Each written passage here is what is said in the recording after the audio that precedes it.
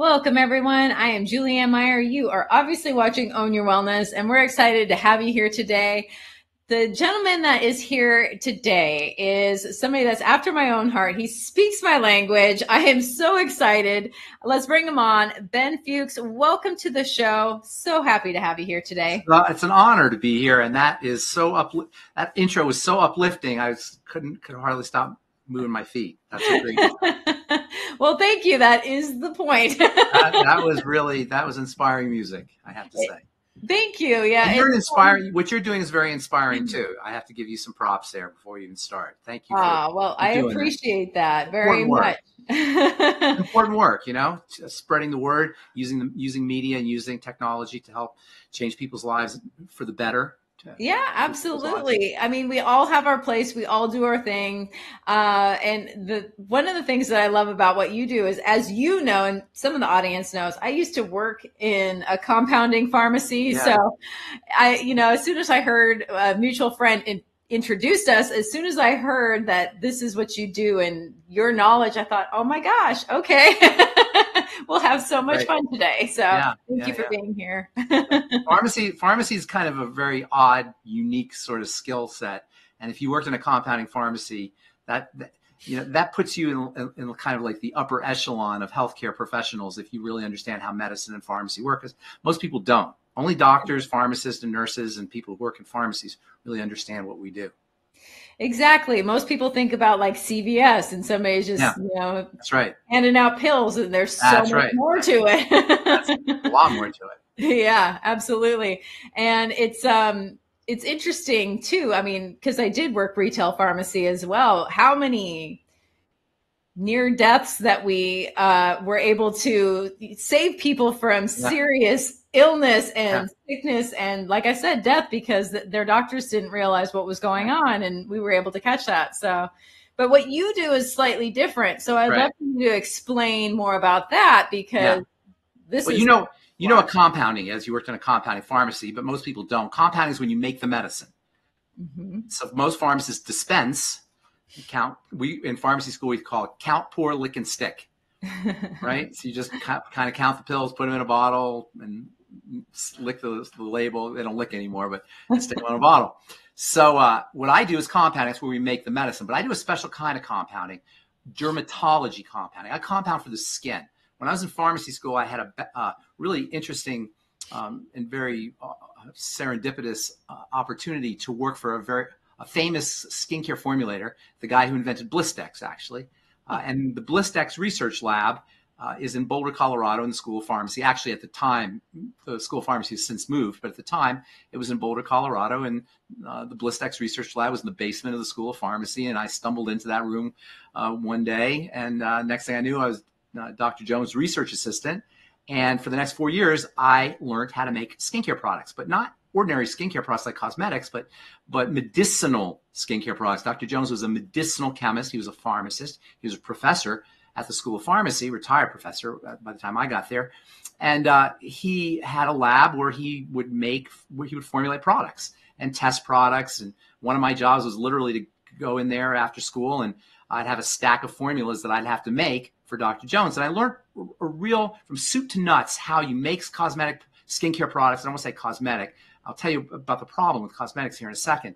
I learned how to make products. I learned how to test products. I learned about ingredients. One of my jobs was to go out to the library and do research on various formulations and various mechanisms of action of different ingredients. And so I got a whole soup to nuts background in skin health from a medicinal chemistry point of view. And then when I graduated pharmacy school and went out to work in drugstores, I didn't really know anything about pharmacies because I was worked in the lab. Pharmacy students have to get internship hours, and I was getting my internship hours in the lab. I wasn't getting my internship hours in drugstores like my colleagues. And so when I got to work in the drugstore, I didn't really know much about the mechanics of how pharmacy works, but I knew a lot about skin, and I knew a lot about formulating. And I found myself going to the skincare section at Kmart, which is where I was working, Kmart Pharmacy. I found myself going to the skincare section because that was my background. I knew about products and formulations. And I would remember being horrified by what I saw. Mm-hmm. My background was ingredients and formulations. So I would pull the bottle of, oil of Olay or Lubriderm, whatever people were using. I look at the ingredients, I would be horrified by what I saw. Number one, there was nothing in most of these products that could do anything. And number two, there were things in the ingredients in these products that I would wear gloves and a mask when I was formulating with. And this was stuff that people were rubbing all over their bodies. I remember just being stunned, and I shouldn't have been, because, I knew the business from a chemistry formulating point of view, but I didn't really know it from a marketing, from what was out there in the market. Because I was a guy, I was a 26-year-old kid, man, I didn't use skincare products. So I remember just being horrified by what I saw. And then on top of that, people would come into my pharmacy and they would complain about their skincare products, and they would complain about their skin. Nothing's helping my acne. Nothing's helping my dry skin. My skin is drier after I put my moisturizer on than before. And, can you do something for my eczema? And they were just this uniform sense of dissatisfaction. Almost everybody was dissatisfied with their skin and their skincare products, pretty much like today, by the way. It hasn't really changed much. And so I had these ideas percolating in my head about, what could I do? Could I somehow participate in skincare products as a pharmacist? And I didn't really know much about compounding. And then one day, some guy came to the pharmacy. It was closing time, and I had cleaned up and I was ready to leave. And I see this guy walking up the aisle. By then, I started working in a grocery store, Albertson's Pharmacy. And he's walking up the aisle. And I'm thinking in my head, I hope he doesn't come in here, because I finished cleaning up. And the last thing I wanted to go home. And I see, as he's walking up, I'm looking at his hands. And as he comes closer, I can see his hands look awful. And then he comes to the pharmacy. I'm looking, and he shows me his hands, and they're blistered, and they've got these fissures and cuts. He had a condition called alligator skin. Come to find out, he was a construction worker, and his official diagnosis was concrete dermatitis. It turns out concrete can be allergenic for some people. So he had this condition called concrete dermatitis. He was miserable. His hands looked miserable. They were hard to even look at. Let alone, I can only imagine what it was like for him to have this condition. And I had this just inspiration aha moment. You ever have one of those things where just the light bulb goes off? And I said, I'm going to go in the back of the pharmacy, and I'm going to make, his name was Ed, and I'm going to make Ed a special preparation. I don't know what it came over me to do this, but, the back of the pharmacy, as I'm sure you know, there's always cool chemicals in the back of the pharmacy, right? Because all pharmacists are wannabe chemists. We didn't go to pharmacy school to dispense pills. We went to pharmacy school because we like chemistry. So pharmacies always have cool chemicals in the back. And so I started putting some stuff together using my own intuition, just based on stuff that was there and some stuff I learned in pharmacy school, and put it together in just a jar. And it was a goopy mess. I slapped a label on it, and I didn't even think anything of it. And I just gave it to Ed and, sent him on his way. And 2 weeks later, he comes back, and his hands are almost, I don't say 100% improved, but probably 80 to 90% improved. Wow. Just by what I had done. And I was blown away. And I was thinking to myself, this is amazing. I was just kind of whipping things together, using my own intuition and, just kind of trying to get rid of the guy. And the next thing I know, he's coming back and he wants more of the stuff. So I made more of the stuff. Long story short, his condition completely cleared. His dermatologist started calling me, consulting with me with his patients, and asking me to make products for him, for his patients. And we would talk back and forth. And at the time, I knew a little bit, but I didn't know quite a lot. Certainly not what I know today. And I became his consulting pharmacist, and I would make stuff for his patients. And eventually, other doctors started to call Albertson's Pharmacy, where I was at, and they asked for the guy who makes the skincare products. And this is the late 1980s. There wasn't compounding pharmacies around, and so I became the guy in this little town I was working with who became a dermatology pharmacist. I stumbled into it, and after I did it for about 6 months for Albertsons, I had developed a book with formulas for specific ailments for specific patients, and patients would come in and get their specific formulations, and I would make their recipe and just for them. And I did this for almost a little over 6 months for Albertsons. And I said, why am I doing this for Albertsons? I'm going to start my own darn pharmacy, which is exactly what I did. I started a dermatology compounding pharmacy, the first and only dermatology compounding pharmacy where all we did was skincare.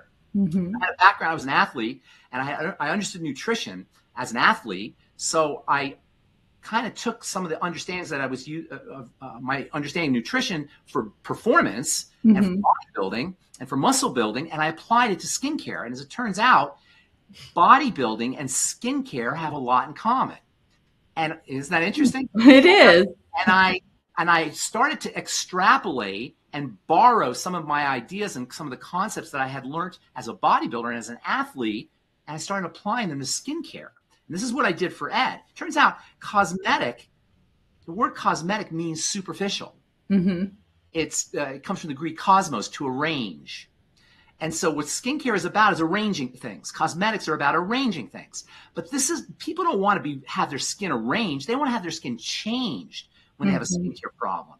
And I was dealing with people who had problems. I wasn't dealing with people who just wanted cosmetics. I was just dealing with people who had fallen off their bike and had a huge gash, or had just had surgery and they wanted to prevent scarring, or moms whose babies fell out of their high chair and hit the table and had a trauma on their head. You know, people who were sick, eczema, psoriasis, people who were traumatized, and they didn't want cosmetic. They didn't want superficial. They didn't want to have their skin rearranged. They wanted their skin changed. And bodybuilding and athletics are about changing things. Or not athletics, but muscle building is about changing things, changing the tissue. When you bodybuild or when you're building muscle, you're creating changes in the muscle. You're creating anabolic, which is a fancy way of saying building changes in the muscle environment. And the nutrients you take and the strategies you use to build muscle are pretty much the same thing that you want to do when you want to build skin. Building muscle is building tissue. And building skin is building tissue. And having healthy, beautiful skin is about turning on the anabolic biochemistry, the building biochemistry in the skin, just like lifting weights is about turning on the anabolic or the building chemistry in the muscle. And so I developed these protocols and these products and using ingredients that would focus on building tissue in the skin, borrowing from the strategies that I was using, nutritional strategies as well as exercise strategies, from my experience as an athlete and as a bodybuilder. So as it turns out, when you want healthy, beautiful skin, you have to do the same thing that you have to do when you want to have healthy, beautiful body. And really, when you think about it, it should make sense because the skin is part of the body. It's not separate from the body, but we don't really think of it that way. We give lip service to the fact that the skin is the body's, I'll say it, and I know you're going to jump right in. The skin is the body's largest organ, right? It's a meme. It's like a cliche already, but we don't really treat it like an organ. We treat it like a canvas or like an envelope that covers the inside of our body. And sometimes I even wonder what the average layperson thinks the skin is, because even though we call it an organ, it certainly doesn't look like an organ, does it? I mean, an organ is gooey and it's throbby and it's dynamic. You don't want to see an organ. You don't want to see your intestine. You don't want to see your heart, right? You don't want to see your organ. An organ has this connotation of being something that is throbby and pulsating and bloody, and it's not something that you really want to have access to, but the skin doesn't appear that way. The skin is covered, and this is both a problem and something that we have, I don't say a problem, it's a challenge that we in the skincare business have to address, because you see, the surface of the skin protects the skin from environmental salts and from hydration and from microbes, etc., from dehydration, I should say, and from microbes and also from hydration, from water getting in, etc. So it's a protective covering. But the living tissue where you need to be if you're going to truly make a change in the skin is beneath. It's lower, underneath. In fact, microscopically speaking, it's not very thin. The skin doesn't look very thick, but from an atomic and cellular perspective, it's pretty deep. It's like an iceberg. You know, you see the top of an iceberg and it looks like there's, stuff sticking out of the water, but you don't realize 90% of the iceberg is underwater. And it's the same thing with the skin. And this is the secret to how you create an effective skincare product. And it's also simultaneously the biggest problem with with the skincare products that we purchase. This is what accounts for the dissatisfaction that people have, this covering on the surface of the skin. So what my strategy, this inspiration that I had, was to figure out how to access the living cells underneath so I could activate them in the same way that when I lifted weights and took my nutritional supplements, I activated my muscle cells to get bigger muscles. And it turns out we know how to turn on cells, how to activate cells, how to anabolize them or make them build things. What you do is you stimulate them and you feed them. And this is a tried and true protocol for growing tissue. Ever since the ancient Greeks had the Olympics, they knew that you lift weights or you do exercise, and you eat right, you get bigger muscles. Everybody knows this. Well, if you want to have a healthy body, what do you got to do? You got to eat right and you got to exercise, right? And you got to rest. You got to recover. And all I did with my skincare was I took those ideas and I applied them to the skin. I created products that would exercise the skin. I'll tell you how you do that here in a minute. And I created products that would feed the skin. And in combination with appropriate rest, and by the way, I call exercise exerest because you got to exercise and rest. It's a yang and yin. It's not enough just to stimulate tissue. There's a rest period that's required if you want to maximize or leverage the stimulation for maximum growth, for maximum benefits. Because tissue actually doesn't grow when you're in the gym. When it's being stimulated, it grows the next day when you're sitting on your butt watching TV in the recovery phase, right? So between exercise and rest and nutrition, which I knew worked as a way of building the body, I came up with a system using topical products that would exercise the skin. And then if my patient had to, they had to rest and then feed the skin. And that's all I did. And that's what I did for Ed. What I did for Ed was I made him nutritional topicals. And that's what my truth treatments are. And that's the products that I formulate today and that I sell today. They're topical nutritional supplements and exercise products. I'll tell you what I mean by exercise products for the skin here in a second. But what I really want people to understand is you have to nutriate the body if you want to have healthy organs, whether we're talking about the heart or the intestine or the stomach or the spleen or the lungs or the skin. The nutrition that comes into the body is critical if you're going to have beautiful, healthy skin. And that also means the stuff you don't put in. In other words, you have to put certain things in and you have to avoid other things. And we don't really make that connection in the world of skincare. We're starting to now. But certainly when I was in the 1980s and 1990s, when I was beginning my career, nobody knew about the idea of eating the wrong foods showing up on your skin, or not eating the right foods showing up on the skin, or not supplementing correctly to take advantage of the power of micronutrients to take care of the skin. What I discovered was that the same kind of strategies that you have to do internally, you could apply topically. And that's the secret to my truth treatments, is these are topical nutritional supplements that are used in conjunction with topical exercise products. Can I talk a little bit about what I mean by exercise and topical nutritional supplements? Yeah, absolutely. Okay. So first of all, let's talk about topical nutritional supplements. There are a couple, all nutrients are important for the skin. When I say nutrients, I'm talking about micronutrients. Real quickly, nutrition is nutrients in the world of nutrition can be compartmentalized into two categories: macronutrients and micronutrients. Macronutrients provide energy, calories, protein, fats, and carbohydrates. Those are macronutrients, but they don't work without micronutrients. The micronutrients are the vitamins, the minerals, the amino acids, and the essential fatty acids. And the micronutrients are almost like the magical pixie dust that allows the body to convert the macronutrients into energy. And we have a severe micronutrient deficiency crisis in this country. It's starting to get better because we're starting to understand it, but it's still pretty severe.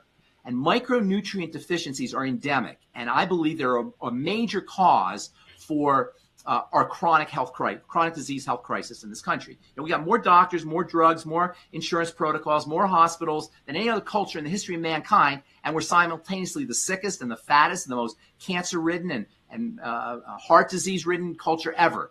And on top of all that, our life expectancy is dropping because medicine is not about taking care of the body. Medicine is about getting you out of a jam. And that's what people have to understand when it comes to medicine, is that our medical model is not designed to keep us, to allow us to thrive. Our medical model is there to help us survive. So the job of the medical model is to patch you up if you get hit by a car, or if a rock falls on your head, or if you break your leg. And they do a tremendous job in that regard. The modern medical model is amazing in terms of what they can fix. Do you ever hear of a guy named John Bobbitt? I don't know if you ever heard of him, right? Yeah. They can stick things back on the body that you wouldn't believe, you know, and they could transplant things, and they could do all kinds of emergency surgical procedures to help us survive. But when it comes to helping us thrive, they get an F. They get an A in terms of what we call heroic medicine, but they get an F in terms of chronic health challenges and how they help. But because we have abdicated responsibility for our lives and for our lifestyle, there's a power vacuum, and nature abhors a vacuum, and the power vacuum has become filled by the medical model, which they have no skills at. They're not trained in that. So I believe personally that by understanding the power of nutrition and the power of digestion, the digestive system, in addition to nutrients, micronutrients, as well as macronutrient intake, we can go a long way towards solving our health crisis internally. That means with diabetes and autoimmune disease and neurological issues and cancer and heart disease, but also with the skin. And so I talk to people about nutritional supplementation and dietary and digestive health strategies for all kinds of skin health issues. And I consider myself a nutritionist as much as I'm a skincare chemist. And if you've been online and you see my work, you'll see most people think of me as a nutritionist, not even as a skincare person, because that's my real passion and love. But what I realized, and this is what I realized with Ed, was that you could feed the skin from the outside in as well as you can from the inside out. And if your skincare product is not featuring high concentrations of topical nutrients with a system for delivering those nutrients through the surface of the skin, or a strategy for delivering those nutrients through the surface of the skin, you're completely missing the boat on skincare. And this is what accounts for largely for people's dissatisfaction with skincare. So I created these products for Ed, and then I extrapolated them out to over-the-counter products, and not just for Ed, for other consumers who, other patients who have been coming into the pharmacy, and they all were about topical nutrients, especially, and today there's a little bit more understanding of topical nutrition. For example, vitamin C is the most searched for term in the world of skincare. So everybody knows about vitamin C. They don't know how to do it correctly. We can talk about that later, but everybody knows about it. When I first started making vitamin C products for Ed and other people in the early 1990s, nobody had any idea. Why am I putting I remember people asking me, why am I putting vitamin C on my skin? That seems crazy. You know, I remember thinking, why is it crazy? You put vitamin C on the skin, it's going to go to the cells, and you're going to get the same kind of results that you get if you do it internally, which is exactly what happens. So vitamin C and vitamin A, plant-derived minerals, essential fats, these are all very important ingredients that you can use topically if you have the right kind of system to get them through the surface of the skin, the stratum corneum, the skin barrier to the lower levels of the skin. But it's not enough just to nutrient. You also have to exercise. And it's great to nutrient. In fact, that's a lot. But if you exercise, you will turn on the anabolic or the building process. I knew that was true about weightlifting, and I knew that was true in the gym. But what I figured out was you could do it topically. So how do you do it topically? How do you exercise the skin topically? Well, in order to understand how to exercise the skin topically, you got to kind of think about how the skin is structured, the architecture of the skin, if you will. And the structure of the skin is built such that the surface is a coating. It's made up of hard protein, dead cells that are filled with hard protein, and it's protective, as we said. And then underneath, you have multiple layers of various of cells in various stages of living. So you have the cells that are built in the bottom, that are they're born in the bottom, and those are living. And as they rise to the top, they are becoming progressively more dead. They're losing their internal contents. And interestingly enough, this is so fascinating what I'm going to say now. As these cells are rising from the bottom of the skin to the top of the skin, they're dumping their contents overboard.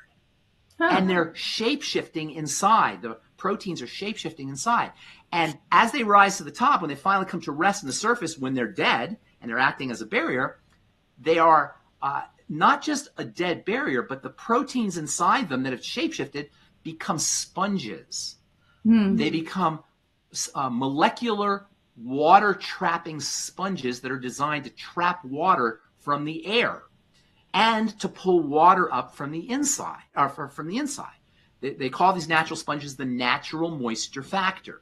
And it's largely composed of shape-shifting proteins that have morphed as the cells are rising from the bottom to the top. And then in addition to that, as the cells are rising from the bottom to the top, the contents that they've dumped overboard become fats, skin fats. And the combination of the skin fats and the natural moisture factor that are produced as these cells are rising from the bottom to the top are how your skin's supposed to stay moist and hydrated. You see, God didn't make the skin require moisturizing creams and moisturizing lotions, right? That's our crazy ideas as human beings. I say crazy because what a moisturizing cream and a moisturizing lotion does is it seals off the surface so that when you take your finger and rub along the part, the skin where you applied your product, you go, oh, that feels lovely. That feels nice. You haven't done anything to your skin. You're just feeling the product. But what's really the real problem is you've suppressed the natural moisture factor and you suppress the skin fats. You shut down the system. This is why everybody gets addicted to their moisturizing lotion. You know, this is why the more you use, the more you need. In fact, we love this at Blistex. The lips are filled. They're filled with natural moisture factor, and the more Blistex or Carmex or chapstick or whatever it is you use on your lips, the drier your lips become. And so there are people who can't go 15 minutes without applying their chapstick because their lips are so dry because they've been using it and hasn't dawned on them that the chapstick is causing their lips to become dry the same way their moisturizers are causing their skin to become dry. And we have this epidemic of, most people have a moisturizer in their car and in their house and in their bathroom and in their office, and you probably have 3 moisturizers in your bathroom cabinet, right? We sell billions of dollars a year in moisturizing products, and everybody has dry skin. With all these moisturizers people are using, nobody should ever have dry skin. The fact is, the more moisturizer you use, the more you're suppressing your skin's ability to moisturize itself. But even worse than that, you see, because we're talking about exercise here. So first of all, there's a way that you can turn on the moisture factors, and that is to encourage the movement of cells from the bottom to the top, because as they're rising from the bottom to the top, they're making moisture factors. They're making the natural moisture factor. They're throwing off fats. So the key to moisturizing your skin is to exercise the skin in the sense of encouraging movement, encouraging growth. Just like when you lift weights, you encourage growth. Encourage the movement of the mobilization of muscle cells by tearing them up. This is going to become very important here, and you'll understand when I say this, the next thing I'm going to say. But I want to get one more thing across, and that is when you exercise the skin appropriately, not only do you get more moisture factors because you get more cells coming from the bottom to the top, but you also turn on the cells deep underneath in the dermis, the lower levels of the skin, that make the collagen and make the high hyaluronic acid and keep your skin youthful and taut. And so by exercising the skin, which I'll tell you how to do here in a second, you get more cells rising from the bottom to the top. You get a healthier skin barrier. You get more moisture factors. You get more skin fat. So you get softer, more hydrated skin. And you turn on the production of connective tissue fibers, the collagen and the elastin and the high hyaluronic acid. So you get less wrinkles and fine lines. When you exercise the skin, you get overall healthier, more functional, prettier, more beautiful, more glowy skin that people notice. And so then the question becomes, how do you exercise it? Well, remember, we're analogizing what we do in the gym to the skin. So when you lift weights, what are you doing? You're tearing up your muscles. And then the next day, your muscles get bigger. And by the way, that's an amazing concept right there. Have you heard of anti-fragile, the concept of anti-fragility? No. Okay, so you know what fragile is, obviously, things that break. And non-fragile is things that don't break. But in biology, there's a phenomenon called anti-fragility. An anti-fragile substance is a substance that gets stronger after it's damaged. So fragile substances get damaged when they break or when they are stressed. Non-fragile substances don't break when they're stressed. An anti-fragile substance grows when it's stressed. And the biological system is an anti-fragile system as proven by weightlifting. You lift weights or running or yoga or whatever it is. I'm used to using weightlifting as an example, but any kind of stress on the body creates growth, stimulates growth. The disturbance in the muscles creates growth.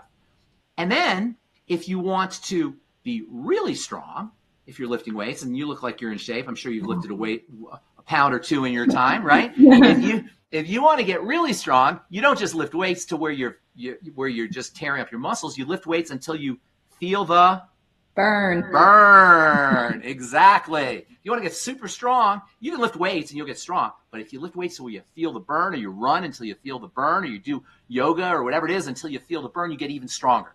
Because acid, as it turns out, is a stressor.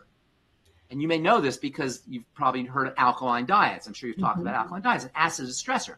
And how does the body respond to stress if it's a healthy body? By growing. Acid acts like a growth stimulant. And so when you lift weights till you feel the burn, you tear up the muscles. That gives you a stimulant, that stimulates growth, an anabolic stimulant. And then if you lift weights to where you feel the burn, you get an extra kick. So you get maximum muscle development when you stress your muscles to the point where acid is secreted. And that acid, by the way, is lactic acid, which is a class of acids called alpha hydroxy acids. So how do you analogize that to the skin? Well, the skin is stratified and the top is dead. And if you disturb the top, the dead skin on the surface, that triggers growth exactly the same way, analogous to how disturbing muscle fibers triggers growth in the muscle.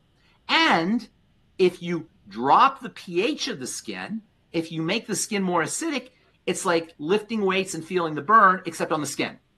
Disturbing the muscles and dropping the pH of the skin is the exact same analogy as lifting weights and feeling the burn. And the same kind of result that you get when you lift weights and feel the burn happens on your skin. You see, the body, all of life is designed to thrive when it's disturbed under conditions of stress. How do you make your plant nice and bushy? What do you do? Well, I water it. No, well, you got to water it. That's true. You got to trim it back. Yeah. Right? You know, you get more, when you do crossword puzzles, you get more neural connections in your brain. You don't want to get Alzheimer's disease as you get older? Do crossword puzzles. Learn a new language. Memorize things. Study new topics. Go to travel around. Put stress on your brain and you get more neural connections. As you stress a living system, it grows, it gets bigger and gets better. It's true about muscles. It's true about a plant. It's true about a civilization. Arnold Toynbee was a philosopher, was a historian. He came up with the stress theory of civilizations. He said civilizations evolve when they're under stress. Look at our civilization today. It looks like it's under a lot of stress. Well, according to Arnold Toynbee, it's going to get better by virtue of its stress. That's some hopeful information there, because it looks like, you know, we're going to hell in a handbasket here, right? Cross your fingers. But the same thing is true about the skin. And so what I came up with was a way to disturb. I didn't come up with this, but I noticed that there was an ingredient that you could use that would disturb the surface of the skin and drop the pH safely and gently, and that's alpha hydroxy acids. Lactic acid, glycolic acid, malic acids, a family of acids that are found in fruits and vegetables, and all living cells contain and utilize these alpha hydroxy acids. But when you apply them on the skin, you disturb the skin surface. That's called exfoliation. And then you drop the pH, and the combination of exfoliation and a drop in the pH exercises the skin. But it's not enough to exercise the skin, because if you just go to the gym, you're not going to get the maximum results. In fact, you may do more damage than good if you just go to the gym and don't come home and do your nutritional supplements and don't make sure you're eating correctly. And conversely, the best time to do your nutritional supplements is when you come home from the gym, because your body will be maximally receptive to the nutrients you put into it after it's been exercised, because it's in a depleted state. Exercise causes a depletion. It's like a dry sponge sucks up more water than a wet sponge. So your body is in a dry sponge state after you work it out. You put nutrients in, they get sucked up like a dry sponge sucks up water. Likewise with the skin. After you've used alpha hydroxy acids, cleansed and toned particularly, are the way to deliver alpha hydroxy acids to the skin, you have a window of opportunity, a golden opportunity to drive nutrients into the skin, where the skin will maximally absorb the vitamins and the fatty acids and the amino acids that you are putting, and the minerals that you're putting on topically. And that's the secret to true skin health. And that's the secret to my truth treatments. And this is what I discovered in my compounding pharmacy. If you could stimulate the skin, you get the same effect on the skin that you get when you exercise your body. And if you drive nutrients into the skin immediately after you've exercised, and by driving nutrients, I'm talking about putting the nutrients on the skin in what we call transdermal vehicles. And this is something pharmacists study. You know, pharmacists study how to get medicine into the body through the skin. We look at the skin as a route of administration into the body. So you have fentanyl patches and lidocaine patches and scopolamine patches and hormone creams and various topical preparations that are designed to leverage the skin as a route of administration into the blood. So I took some of those understandings that I learned in pharmacy school for driving ingredients into the blood through the skin and applied them to skincare products. So, and then I mixed them with topical nutrients so that I got these transdermal topical nutritional supplements that would feed skin cells in the lower levels of the skin and when used in combination with exercise cleansers and exercise toners, would give you incredible results and quickly. And these are results that are not only for beauty, not only for anti-aging, not only for youthfulness, but also for healing. For people who have wounds, who want to prevent scars, or people who have skin diseases like acne or eczema, or people who have autoimmune kinds of health challenges. Anybody who has a topical disease will benefit from the same kind of products that somebody who wants to anti-age the skin, because at the end of the day, anti-aging and beauty require the same kind of cellular mechanisms to be activated as healing. And this is the missing link in beauty. We don't understand, even though we give lip service to the fact that the skin is an organ, that it's the health of the tissue that's important. I am not a beauty professional. I don't know anything about beauty. I'm a guy. That's not my world. I'm a healthcare professional. And what's missing in our understanding of skin and in our understanding of skincare products is we don't understand the health aspect of beauty. In fact, we hack into beauty. We try to pretend beauty. We inject things into our skin so our skin will look beautiful. We cover it up with paint so it will look beautiful. We stick fillers inside the skin so it will look beautiful, but we don't understand that if the skin is healthy, it will be beautiful. We're putting the cart ahead of the horse. What we really want in the beauty product is health. And so true skin health products are about taking advantage of the health of the organ called the skin so that it can be beautiful. Because at the end of the day, healthy skin is beautiful skin. And I should also tell you, and I always hate saying, I'm a nutritionist, I love nutrition, and I love skincare, and I love formulating nutritional skincare products, but I don't want anybody to think that it's only nutritional and it's only topical. And this is true about the whole body. We like to take a pill, whether it's a nutritional pill or a drug pill, but healing is multidimensional. Disease is multidimensional. Health is multidimensional. And by multidimensional, I mean what I call SMEP: spiritual, mental, emotional, physical. And you have to be firing on all of those levels. You have to be healthy on all of those levels to be maximally healthy.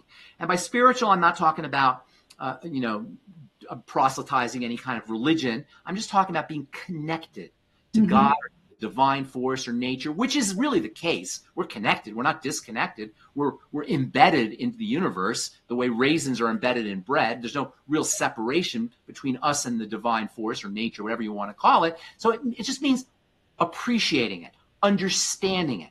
Many of us go through life feeling marooned. We feel separated from the world. We feel separated from God. And so when we feel separated, that activates a fear response.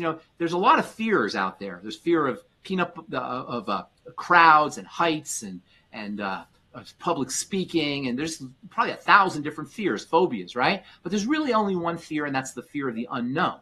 When we are disconnected from the universe, it becomes scary.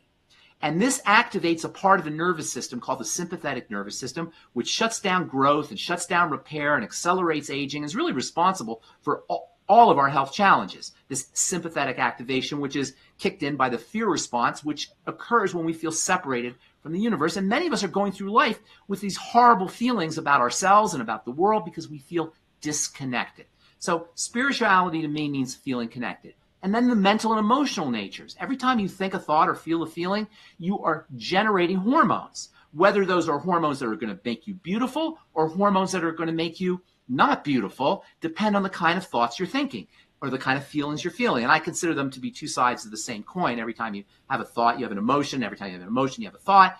And so if we have thoughts and emotions of anger, of jealousy, of fear, of terror, of sadness, of grief, all of these shut down our ability to grow and recover and be beautiful. On the other hand, if we have thoughts and feelings of forgiveness and love and happiness and gratitude and appreciation and all of the good things that we know, the virtues really, those activate all of our beauty hormones. So when we talk, and our health hormones, and they turn on our ability to grow and or turn on our ability to repair. So when I talk about health and wellness, I always have to say it's spiritual, mental, emotional, as well as physical. But from a physical perspective, we're missing the boat.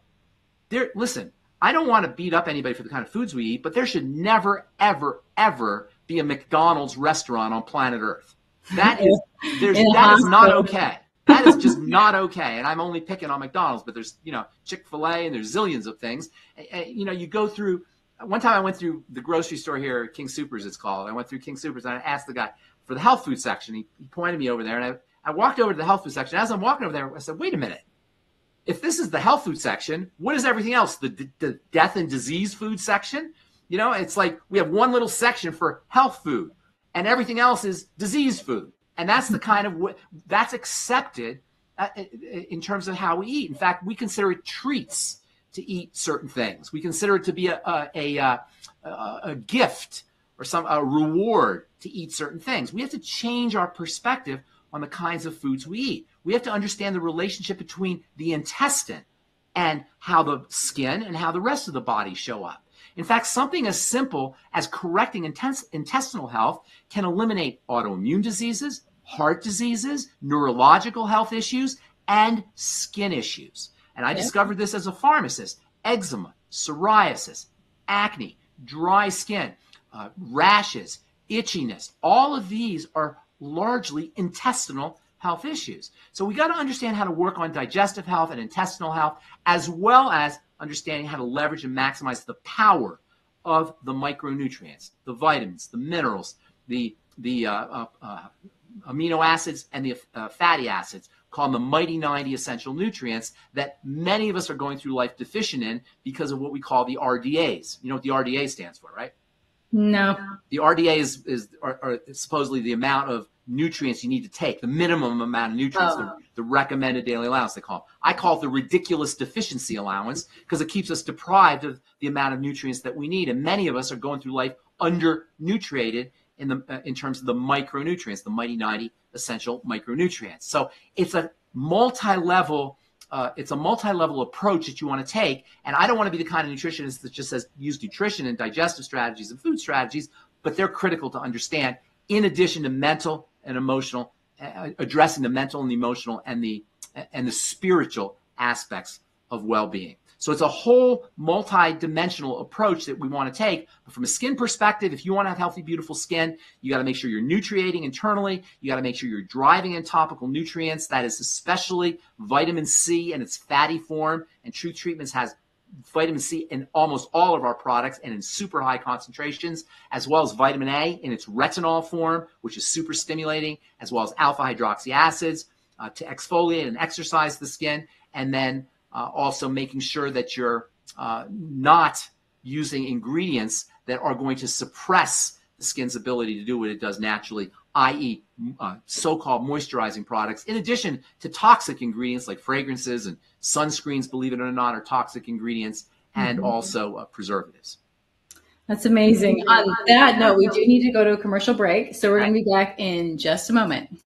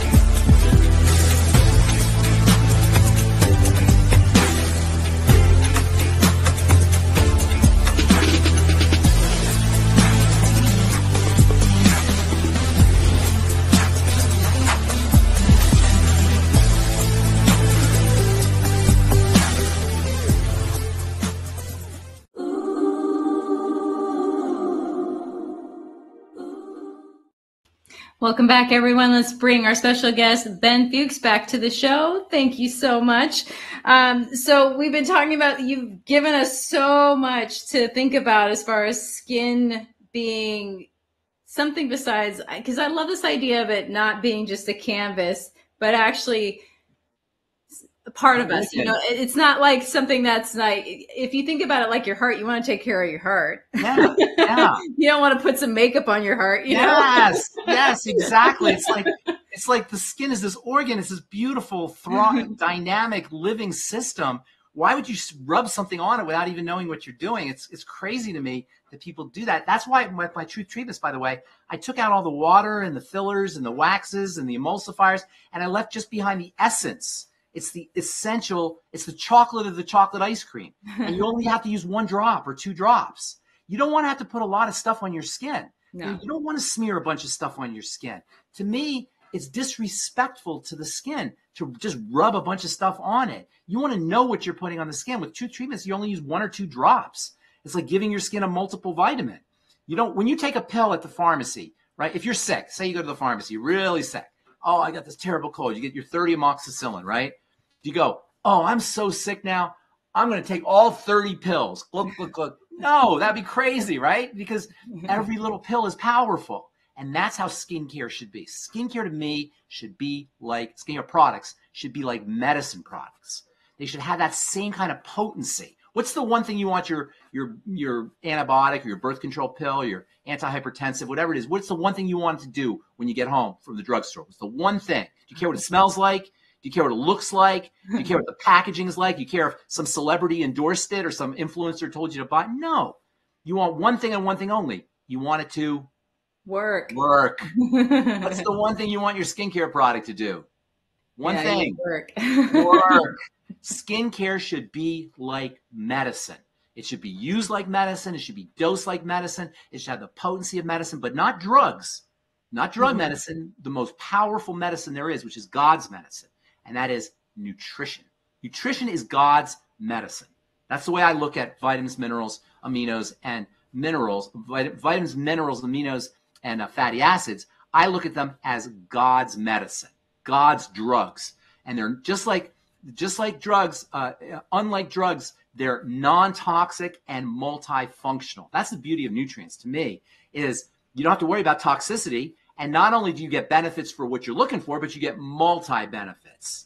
Can you imagine if I told you there's a new drug that just came out, and not only is it non-toxic, but it builds your collagen, it helps your immune system, it's great for your heart, it's important for your blood sugar, it's one of the best adrenal drugs you'll ever take, and it's completely non-toxic. You can take as much of it as you want. Wouldn't you want to buy stock in that drug company? Right? That's what vitamin C is. Right? Vitamin C is like, nutrients are what drugs dream they could be. When prednisone goes to bed at night and has a dream, it dreams it was vitamin C. Why? Because it's got everything you want in a drug in terms of its potency, in terms of its ability to create changes in the body, but with zero toxicity and with multiple benefits. It doesn't have the same intensity. Drugs are like Darth Vader. Right, with a lightsaber. Nutrients are like your grandmom's apple pie. They're gentle, they're kind, they're loving, they're God's medicine. And with pharmacology, what we're trying to do is we're trying to knock off God. We're trying to knock off God's medicine. We're trying to imitate it, and of course, you can't do that. That's the role of nutrition. That's beautiful. We're almost out of time, actually. So I'm just curious. What are some final thoughts that you'd love to share that maybe you haven't, or maybe something, a myth you'd like to dispel? Well, this is the final thought.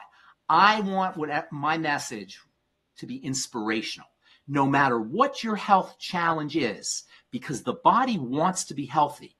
Every time you cut yourself, a healing mechanism is initiated that you don't even have to think about. It's automatic. The body wants to be healthy, but we have to give it the raw materials it needs. The skin wants to be healthy. The skin wants to be beautiful because healthy skin is beautiful skin, but we have to give it the raw materials it needs. And the raw materials that it needs are the mighty 90 essential nutrients, in addition to understanding how to stimulate correctly, how to rest and relax correctly, and how to leverage all of the dimensions of health and wellness, spiritual, mental, emotional, physical. I have seen personally with my own eyes.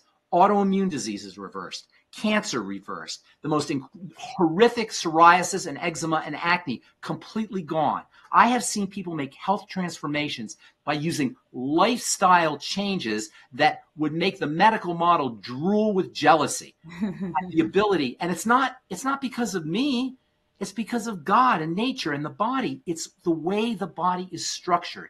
Healing is built into this anti-fragile system that not only heals itself, but heals stronger at the bone heals stronger at the point of the break. The body wants to be healthy, and there's nobody that has to suffer from a long-term health challenge if they understand how to manipulate and how to work with the body correctly on all the multi-dimensions of health. The body can turn on a dime, but we have to turn on a dime first. And this isn't about cure. You know, if I say the word cure, I could lose my license, I could get fined, maybe even go to jail. And we're not talking about cure. We're talking about reversal. You know, the body can reverse. When we're sick, the body's going this way. We can reverse it back to health by out with the bad, getting rid of the bad stuff, and putting in the good stuff. It's really as simple as that. I love that so much. And it is true. It is reversal. Reversal. Yes. And I like this idea too about, you know, getting the goods without adding in all the extras, because that is really where I feel like if you're going to add in these poisons, you might cure the one thing that you were trying to, but you just created these other issues and problems. You're not curing anything. Right. You don't cure. There's no drugs that cure. By the way, there's no drugs that cure anything. They just knock off they just reduce symptoms or lower symptoms. They don't do any cures. That's crazy. But what you said is really interesting. You ever read The Cat in the Hat Comes Back with the Snow? Where they have the red spot, and he gets the cat to get rid of the red spot, but there's a bigger red spot, and then another kid get rid of that. That's the way drugs work. You take a drug, and you take another drug to get rid of the side effects for the first drug, and another drug to get rid of the side effects for the second drug. And there are people who are on 10 or 15 different medications. That should never be the case. If you're on a medicine now, your number one health challenge has to be to figure out how to get yourself off of that medicine, to wean yourself off of that medicine. And you always want to work with your doctor, by the way. If you're on medication, you don't want to do it by yourself because you have an agreement, a de facto agreement with your doctor, and you want to include him in your health protocol, whatever that is. But it's your right to wean yourself off that medication and get yourself on a lifestyle program. And by the way, I love getting emails and communicating with folks. So if anybody needs help, I don't charge. I do all kinds of guidance for folks, and I have a radio show that I do every weekend where it's a call-in show called The Bright Side.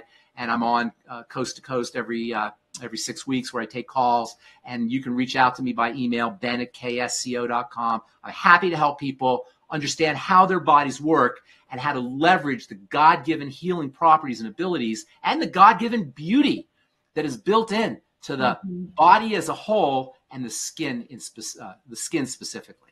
I love that. Thank you so much for being on the show today, Ben. It has been so much fun and learning. And I thought I knew a lot, but man, woo, you opened my eyes. So thank you. I appreciate you being here. Thank you. Great to talk to you, Julie. Yeah, absolutely. And everyone, that is all the time that we have for today. So we will be back again next Thursday. So be sure to join us at 4 p.m. Pacific. We'll see you then.